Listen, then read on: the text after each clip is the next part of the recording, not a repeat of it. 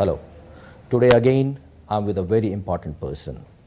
He's a very important politician from Rajasthan and Union Cabinet Minister for Road Transport and Highways.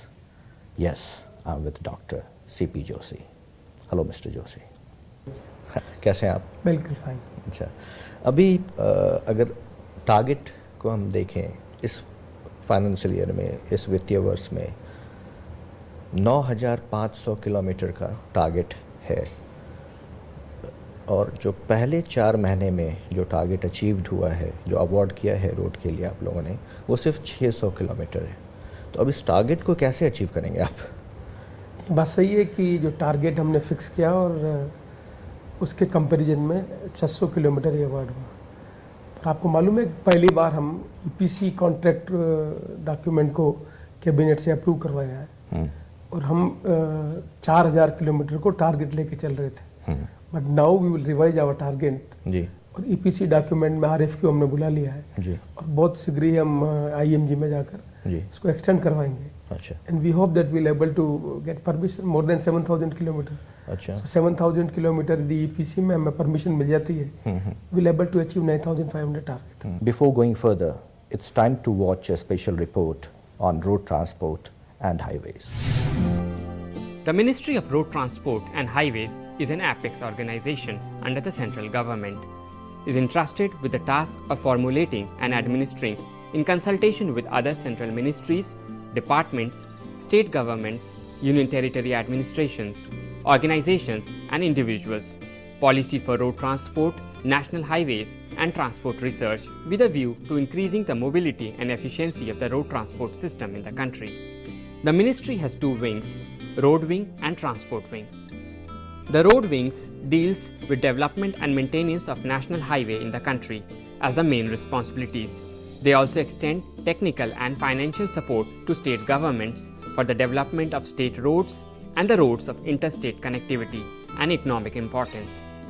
Evolves standard specifications for roads and bridges in the country and serves as a repository of technical knowledge on roads and bridges.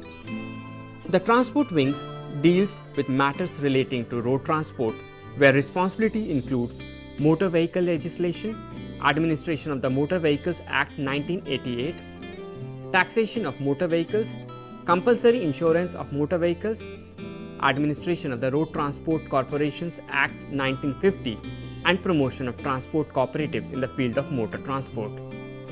This wing also evolves road safety standards in the form of a national policy on road safety and by preparing and implementing the annual road safety plan.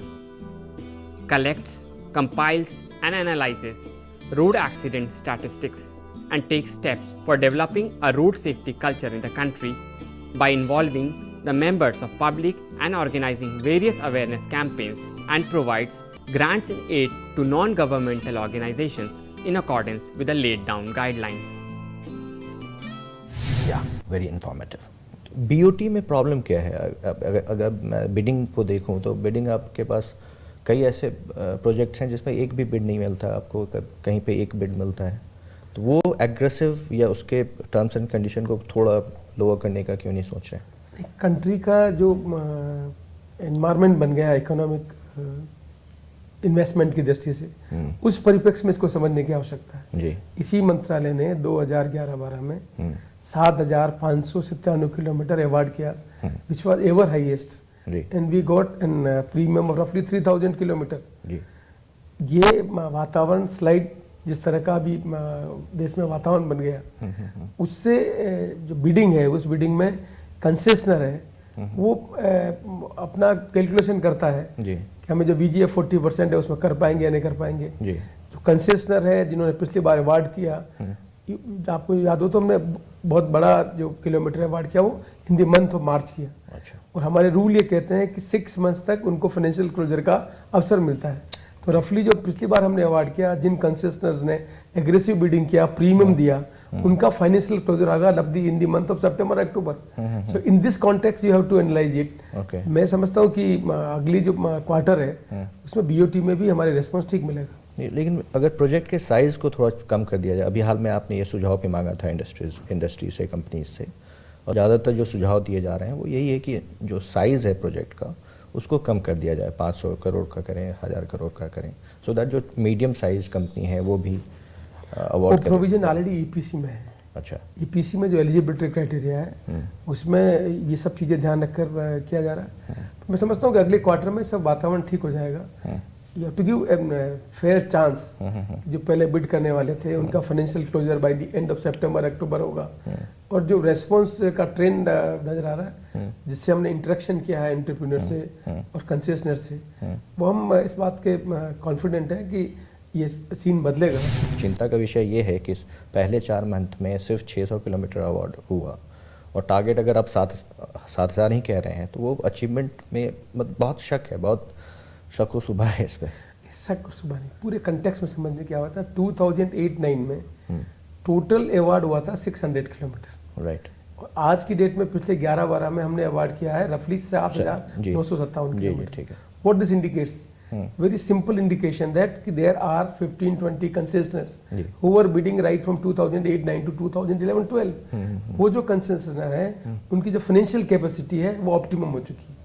जो bank ने landing का जो cap बना रखा था उसका optimum utilisation केवल मात्र रोड सेक्टर में हुआ है। तो जो फाइनेंशियल लिक्विडिटी अवेलेबल कंसेशनर के पास होनी चाहिए वो अब रिवैल्यूएट कर रहा है, बिकॉज उसने पहले भी अवार्ड ले लिए, 2-3-4 अवार्ड उनके पास हैं। उनका जो टर्नओवर है उस टर्नओवर को एसेस कर रहा है। राइट। और जो एक वातावरण बन गया है इकोनॉमिक स्लो डाउन का, उन सब इम्पैक्ट को एसेस करने के बाद वो आगे बढ़ेगा।